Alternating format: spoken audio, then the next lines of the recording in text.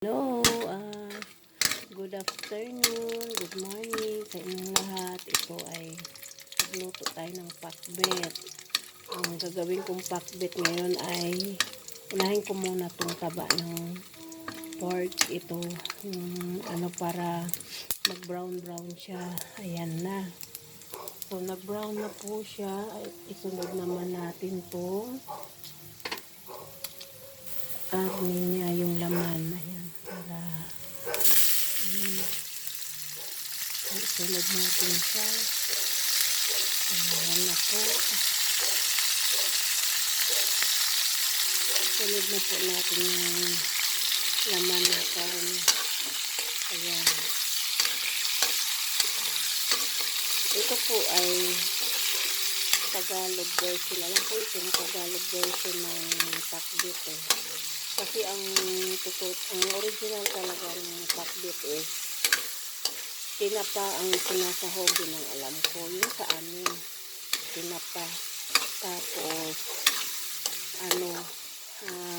sabay na siya lahat. Yung mga gulay, yung luya, yung bagoong yun. Tapos, hindi siya hinahalo ng hinahalo. Siya. Ang ibang klase ang halo niya, binubuhat sa kamo, ialog-alog. Alog-alog. Yan, ito na ang ating karne. Yan. Medyo lutuin natin itong laman na yung na siya. Tapos saka natin i-fry egg o kaya mag-gisa tayo ng bawang sibuyas. So naka-prepare na. Ayan. Bawang sibuyas. Tapos kamatis. Ayan, kamatis. Ayan. Dalawang pirasong kamatis. Gusto po ang mahal po ng gulay ngayon. Ayan. Kaya kunting tipid-tipid. Basta kompleto. Madami na yan. Nagisa na natin yung laman ng karne. So, ayan. Basta natin. At ilagay na natin itong halo muna natin.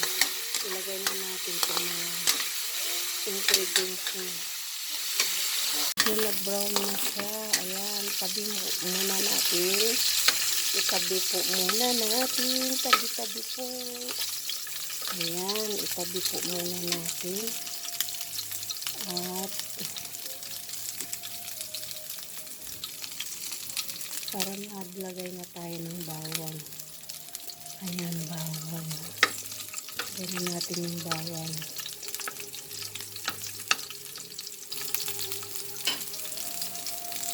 Yan yung luya. Then, sibuyas. Ayan.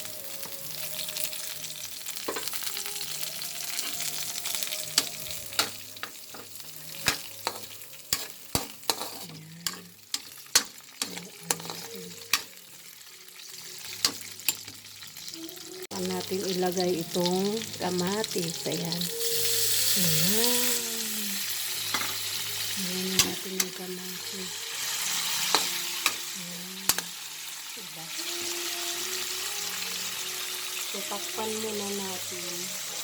Takpan ulit natin para madurog ulit yung kamatis para magkulay. Yung bagoong.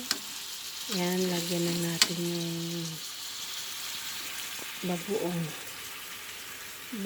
sauce po siya. Ayan, ilagyan na natin. Ayan, bango, sarap. Tapos lagyan natin ng konting paminta. Ayan.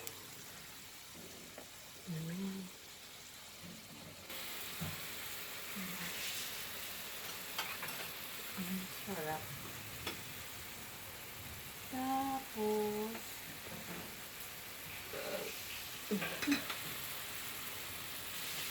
ayan na. Ilagay na po natin itong pakbet natin. Ayan. May beans, may ampalaya, may sitaw, may ano ba ito? Yung okra. Ayan, okra. Ayan si okra. Okra. Ayan, ilagay na natin.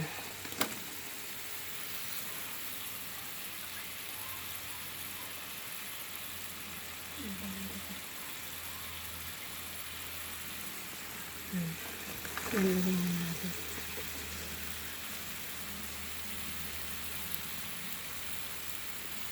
Natin yung gulay.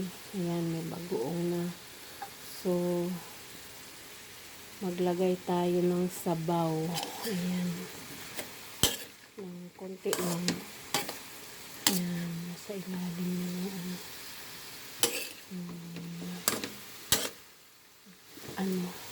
ng mga karne. Halo muna natin mabuti.